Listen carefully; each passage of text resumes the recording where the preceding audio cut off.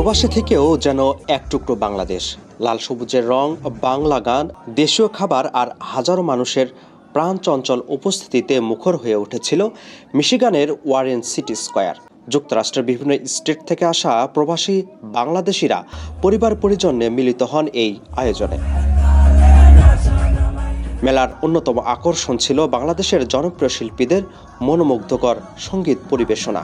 একের পর এক জনপ্রিয় গানে দর্শকদের উচ্ছ্বাসে মুখর হয়ে ওঠে পুরো মঞ্চ।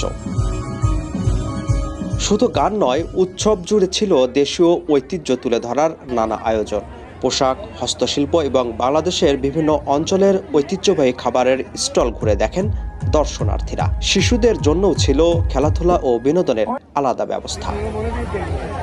অংশগ্রহণকারীরা বলেন, এমন উৎসব শুধু বিনোদনের নয়, বরং নতুন প্রজন্মের কাছে বাংলাদেশের ভাষা, সংস্কৃতি ও ঐতিহ্য তুলে ধরার একটি গুরুত্বপূর্ণ মাধ্যম।